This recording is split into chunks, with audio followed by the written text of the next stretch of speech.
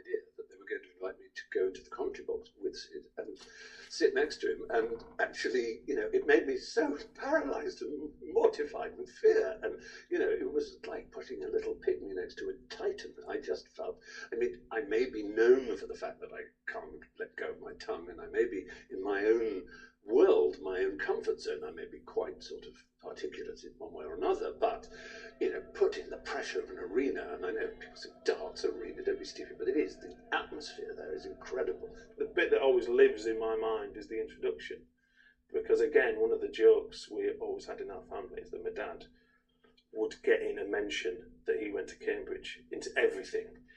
Wedding speeches, every single interview, I went to Cambridge. He got it in. It became a bit of a joke for him as well as for us. Although a modest man, he was not shy about letting people know that he went to Cambridge, of course. And I remember he interviewed me, and he went, so in the commentary box this evening, you've got Stephen Fry, M.A. Cantab, Sid Waddell, M.A. Cantab, and Rod Harrington, University of Life. We'll kick on that. Here we go then, Sidney Waddell, B.A. Cantab, Stephen Fry, B.A. Cantab, Rodney Harrington, University of Life, M.A. Anywhere you like. The filming of the commentary I thought was genius. Whoever decided that at Sky, well done. Because you see Rod kind of sitting there in a corner, thinking like I did, what does that word mean? And it was like a kid that was in a candy shop but was afraid to eat anything. It was great, but this is what experiences are all about, and what an experience for Rod Harrington, superb. Some of the cues in this are a bit clumsy. Your turn. Sorry. I'm not used to this. I'm with the master, let's be honest. I see little clips of it now, and you can see me laughing, and it makes me chuckle at the time what they were coming out with. Your turn, Runners. That's about right, that's it. That's the truest word I think you've spoken for a long time. I think someone's already said into my ear, you're going to say something, and it's a bit hard when you keep laughing. There's Rod alongside them, almost representing the viewer. He's almost like he was one of us, just sat inside that commentary box, enjoying the moment and just listening to the pair of them. I don't even think he said anything, he just sat there laughing. Poor Rod Harrington came out of the commentary box and said, what was I meant to say? I'm a former roofer, a darts player. I'm sitting with two Cambridge graduates, I ain't got a chance. Sid Waddell's come out with some great phrases in darts, but I think Stephen come out with probably the one that I will remember from a celebrity talking about darts when he says, I'm like a pig in Chardonnay. I watched it the next day. Obviously I was playing, so I couldn't hear him then. But the next day I thought he was brilliant. And the time when he says, I'm like a pig in Chardonnay, tickled me. And that was the best quote I've ever heard. He just enjoyed it. That was the thing. He enjoyed it, and what he really liked is that Stephen Fry had thrown himself into it. He'd even come out with his own lines. I'm as happy as a pig in Chardonnay. And my dad was, it was like, I wish I'd used that. I wish I'd used that. Oh, perfect. Ominous from the middle of the bottom of the bench. He could hit a dandruff on a flying fall off this man. What could matter? I'm like a pig in Chardonnay. Tell you, couldn't be happier. Once upon a time, I cracked the jokes around here. Now everybody does it. It was the dream combination in there, really. The three of them just were cracking each other up. It was just pure entertainment. You almost wanted to watch the commentators more than you wanted to watch the darts that night. The producer ran and said to me, you've got to go in the truck and watch it. We've put a camera in and it's just absolutely hilarious. So I ran from the side of the commentary box to the truck. Inside I went and I sat there watching these two greats of English language, not only commentating, but interacting amongst themselves. Sid standing up, jumping around, touching Steve and prompting him, Stephen leaning forward and back, chuckling away. I watched the game, and I did concentrate on the darts for a while, but I did hear the commentary. I really enjoyed the commentary, but I also remember watching the documentary or the camera that was put in the box. I think Sky showed it afterwards, cutting to the commentary box. And what was hilarious about that is that in my family, we'd always joked for many years that if you sat next to my dad, you were basically beaten up. Oh, he bruised you. He'd be elbowing you and knocking you. And I mean, I did commentate with him before, and he'd be pushing you, and he'd go, "That's a good shot that was," and he'd be banging you, and, "Well, get in there," you know. And you get manhandled by him. You turned into it. black and blue because he had these fabulous physical jerks whenever he spoke. I mean, it wasn't like a tick. I don't think it was, or maybe it was. I mean, but it was a very amiable one. But it was part of his passion, I think.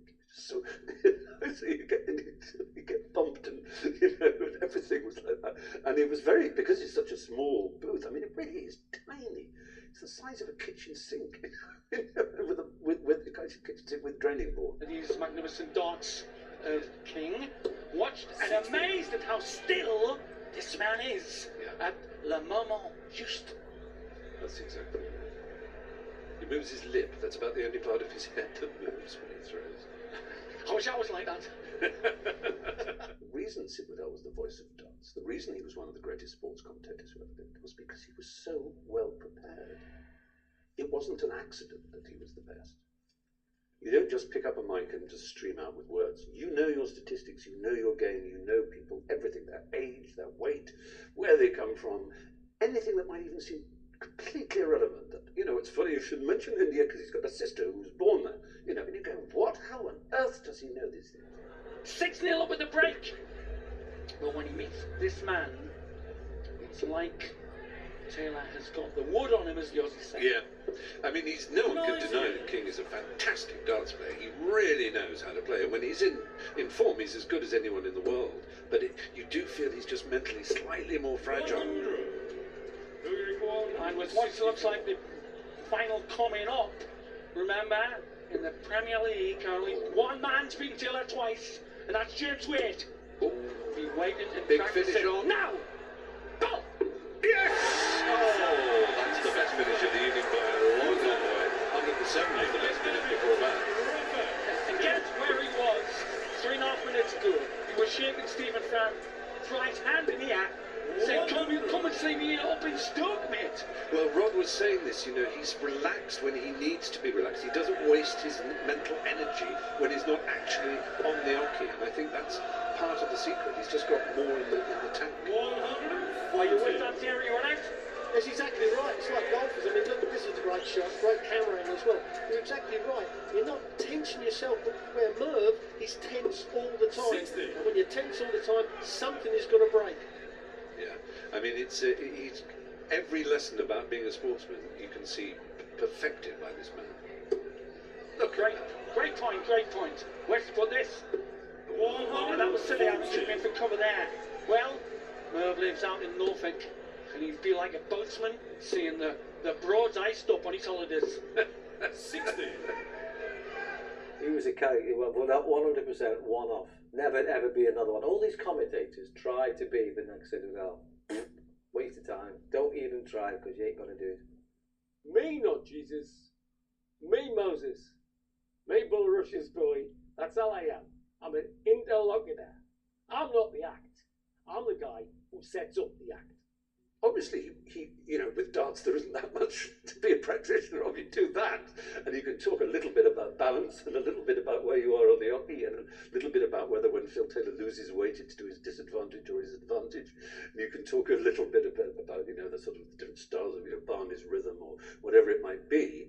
But there's not much more to it than that. The rest of it is simply about interpreting that extraordinary thing that is sport, where this kind of little fairy goes off your shoulder, and suddenly, having got 4 sets to none ahead, suddenly it turns, and it's the fairy's gone on the other person's shoulder, and he's golden for and you think, why did that happen? Technically, in practice, they could all be, and then something happens. It's concentration, it's self-awareness, it's the mystery of sport.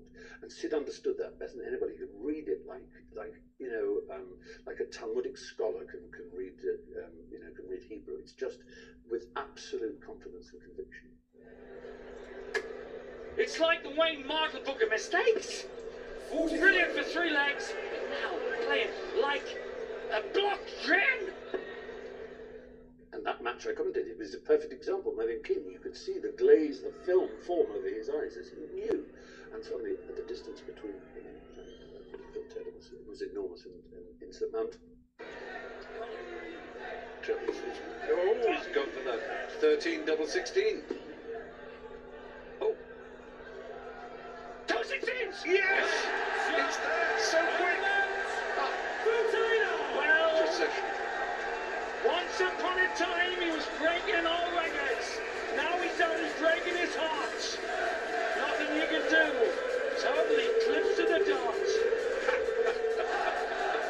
Bonnie Taylor. Bonnie Tyler? Really? I cannot ever remember my dad listening to the works of Bonnie Tyler. He was, he was more of a rock and roll man, not power pop of the early 1980s. Bonnie Tyler it is!